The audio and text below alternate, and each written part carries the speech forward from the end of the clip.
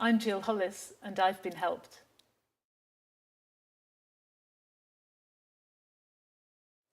"20 years ago, I was in my mid-20s and I was diagnosed with a very rare lung disease, lymphangioliomyomatosis, which is now commonly known as LAM.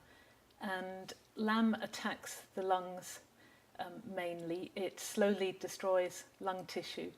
And in my case, I went within a decade from being a very fit and healthy young person to facing the fact that my only chance of survival was a lung transplant.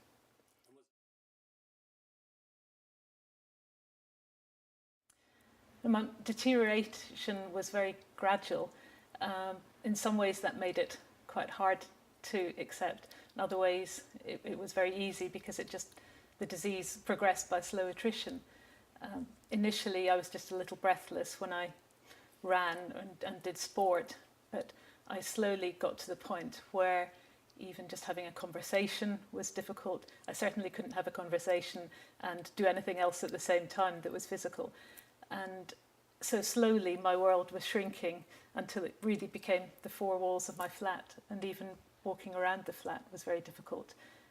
Every breath was a struggle, and I suppose I was being slowly suffocated, and it was terrifying.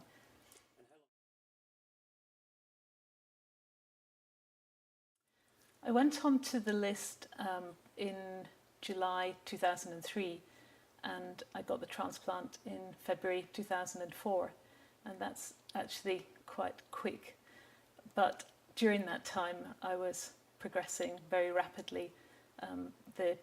From when I went on the list to when I had the transplant, I deteriorated so much so that in the few weeks before I got my transplant, I realised there was a very real chance that I was going to die before I got the transplant.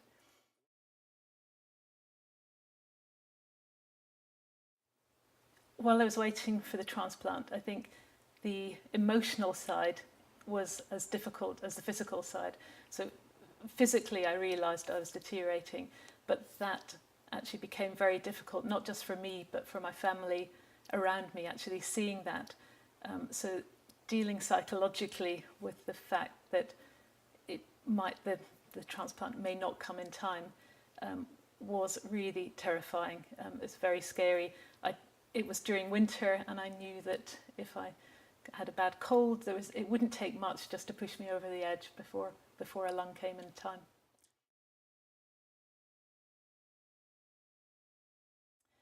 The transplant process is quite interesting in that you don't always get the call and get the transplant the first time you hear. There are a lot of false alarms, which surprise people, but they're actually psychologically very difficult to deal with.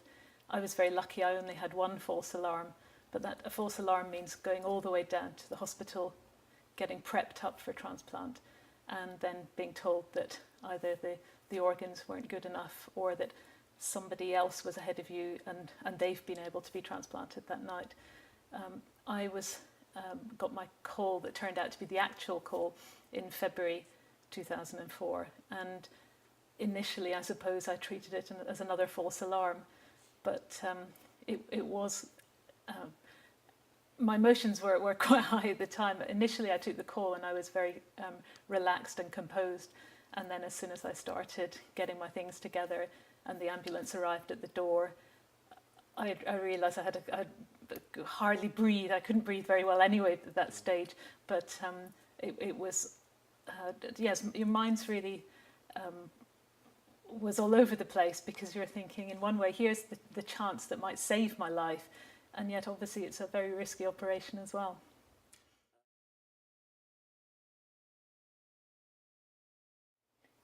My recovery was almost textbook, I suppose, but absolutely amazed me because it was absolutely immediate. From day one, I could sit up, I could look into the mirror and see how clear my eyes were. I could breathe again right from the start, and that was just amazing. So it wasn't just a case of changing my life. It took me from being very close to death to being living again, and then as I slowly recovered, I was able to have a normal life again.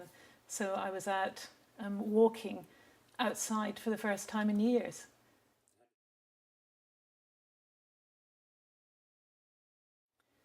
I think since my operation, I've done some amazing things. I've done some great trips, but actually these aren't as important to me as some of the things that I've been doing that are the things that a normal person does.